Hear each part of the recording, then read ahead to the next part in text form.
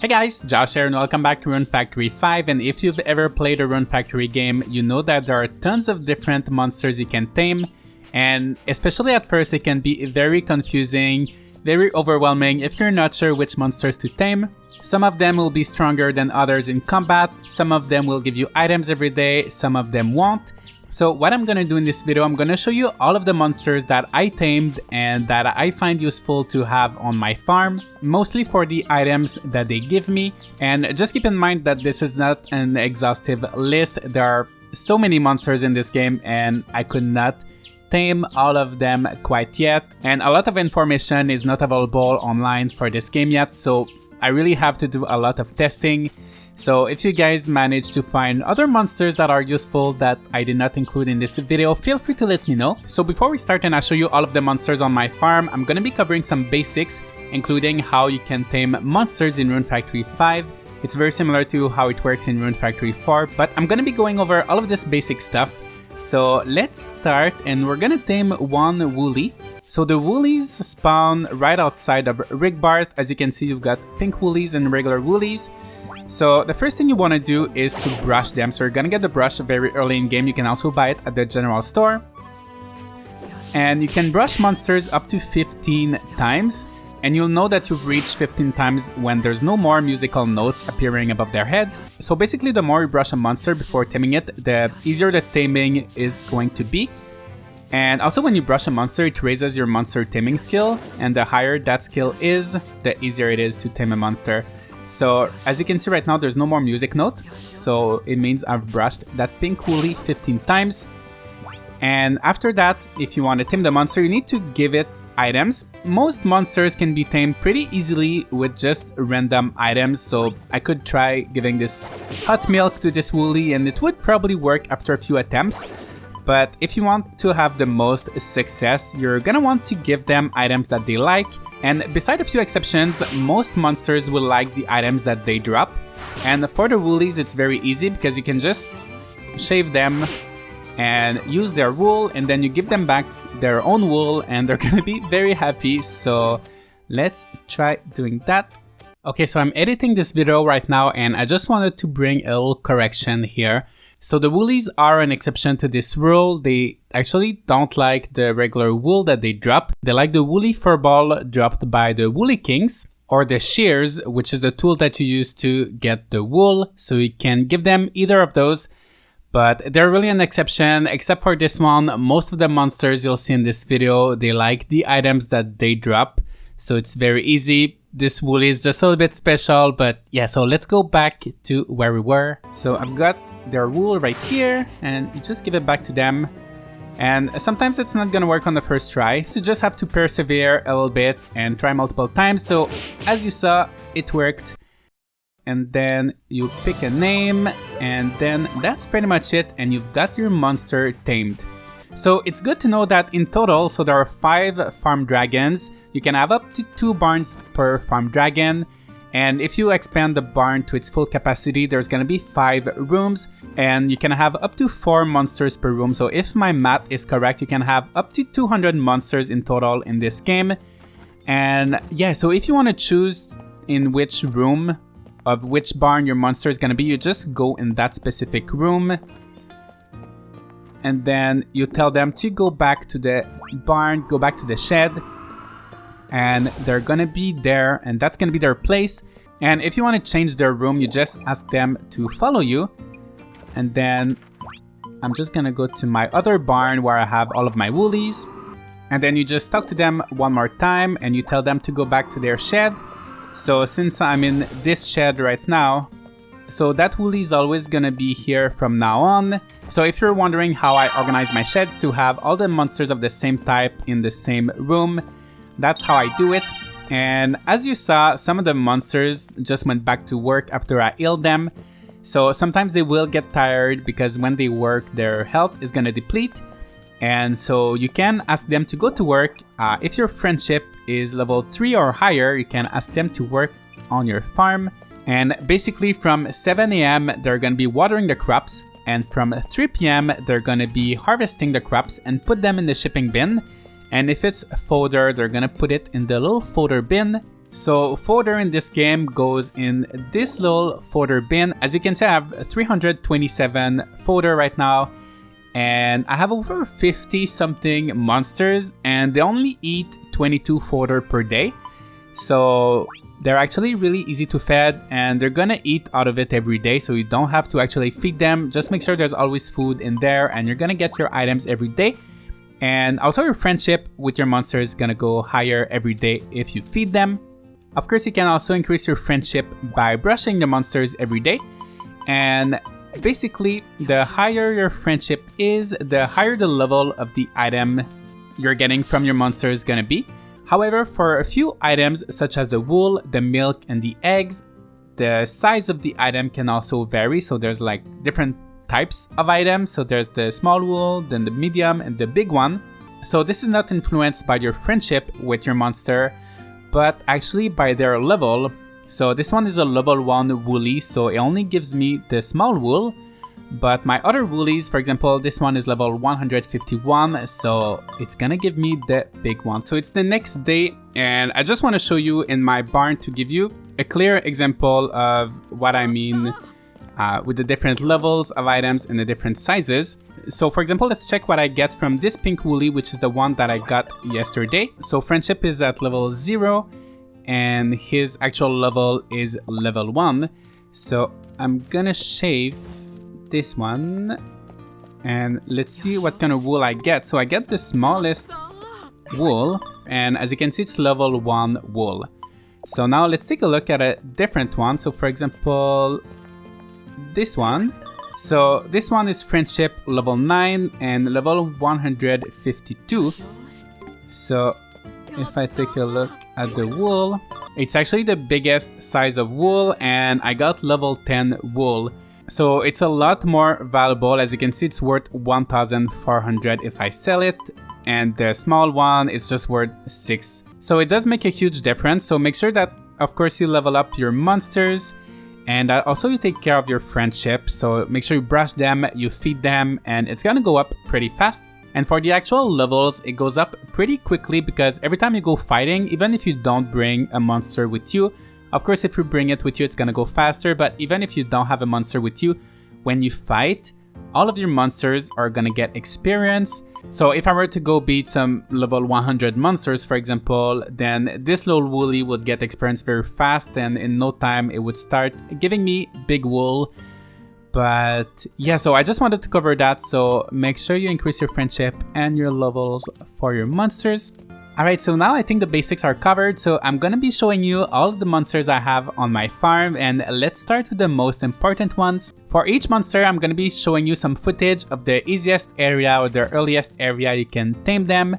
And actually most of these monsters you can tame pretty easily and pretty early in game, which is very convenient. And we're gonna start with the Buffamoos. So the Buffamoos are pretty much the cows that are available in this game, and you can find them very, very early, and they're gonna give you milk. And milk is very important. As in any other farming game, you're gonna need it for cooking. I always have a lot of hot milk in my inventory because it restores a lot of HP and RP. So that's one of the most useful recipe. So it's good to have at least 4 Buffamoos. I would say I have a little bit more. I have 5. But it's good to always have a lot, so you never run out of milk. And as you're seeing right now, there are also other animals similar to the Buffamoos. However, they're not all useful. So the only useful one is this one, that's the buffalo. And these two actually don't give you anything, so you don't need them. I was just doing some testing, and I think they're kind of stuck right now, just running into each other. But the buffaloes are gonna give you these horns. And so a lot of monsters in this game are gonna give you items that are useful for crafting. They're gonna be used to craft armor and weapons.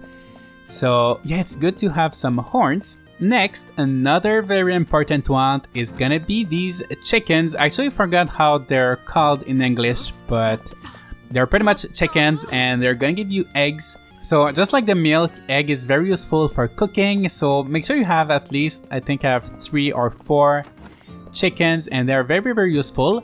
And as you see here, there's another type of chicken in this game, and they're black. And these ones don't actually give you eggs, However, they give you feathers, which once again are used for crafting to make different weapons and armors. So you're gonna need feathers. And I've got some penguins, and the penguins will give you feather as well. So they're gonna give you bird feathers, and the black chickens are gonna give you black feathers. Most of them are interchangeable, so if you're not familiar with Rune Factory, a lot of recipes will ask, for example, for a horn, and you can give them any type of horn, or a feather, and you can give them any type of feather, or some leather, you can give any type of leather. So a lot of these items that we're gonna see today are interchangeable, but it's good to have just a big variety of items every day. So yeah, so these penguins and these black chickens are gonna give you feathers. And I also tried with other monsters such as these ducks and other types of penguins, and all of the monsters are running to each other today, but they don't actually give you anything, so you can get rid of them. If you want, you can just talk to them and send them back to the forest of beginning, and you're gonna be getting rid of these monsters forever, so actually don't need them. I just wanted to show you how useless they were.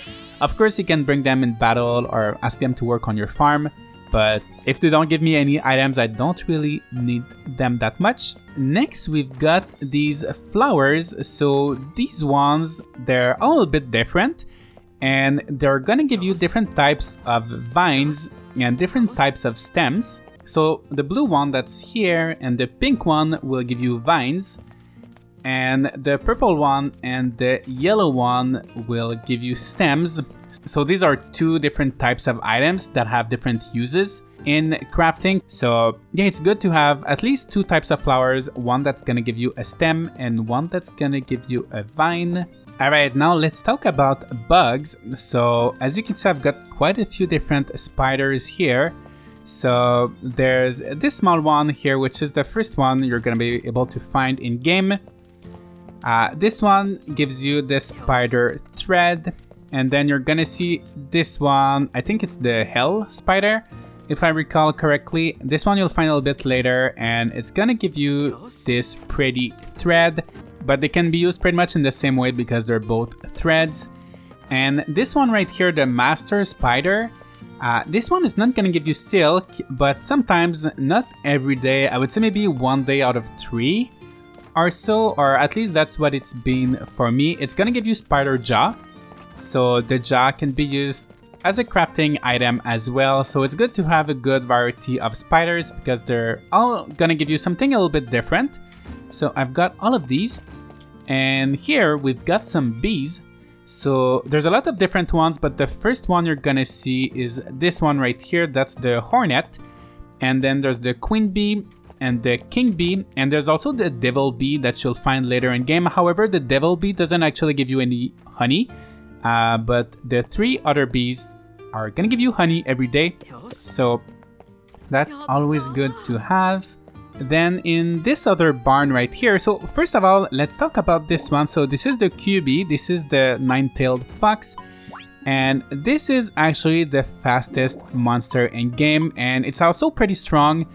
And it is actually the first boss, so I would highly recommend taming this one. I made a video where I show how you can tame this one, so please take a look at that video if you're interested. But it does run pretty fast, so it's a really good way of transport. And yeah, as I said, it's pretty strong in combat. It's not gonna give you any items, but it's just a really good monster to have, and it looks pretty cool as well. So I definitely recommend getting this one as soon as you can. And I also have this dragon, but this one I have no use for, so I'm just gonna return it to the forest of beginning like this, so I can make more space for someone a little bit more important.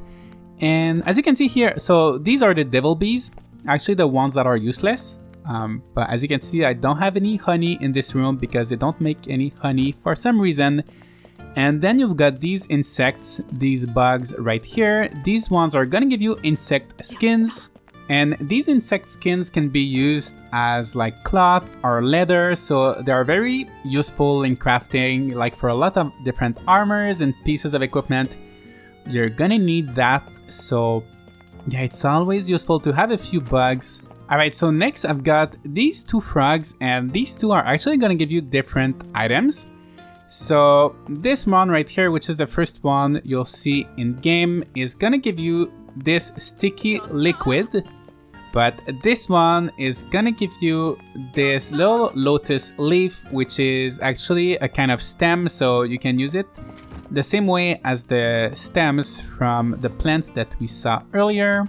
In this room, as you can see, I've got 4 wolves, but I only got 1 fang. So the only wolf that's useful is actually this one, the silver wolf. And so you'll encounter lots of different wolves during your playthrough, but they're pretty much all useless, or at least these 3 ones are useless. But the silver wolf is going to give you some fangs, so once again, that's very useful for a lot of weapons. Alright, so next we've got some mushrooms. So there's the poison mushroom, then there's the regular one, and there's the fairy. And so all of these will give you powder type items. So once again, that's used for some equipment and also for some potions and other alchemy things. And last, actually we saw them at the very beginning, but I've got my woolies, and actually most of my wool I just sell it because there's not a ton of recipes that need it, but it's still very good to have. And just as a little tip, as you saw in the very beginning, if you need wool, even if you don't have any woolies, you can just go out in the wild and just get the wool from the wild woolies. So yeah, that's pretty much it, guys. So these are all the monsters I have on my farm dragons in Rune Factory 5. If I had to summarize everything, I would say make sure you have a few buffamoos and a few chickens so you can get milk and eggs every day, because these are the items you're gonna need the most.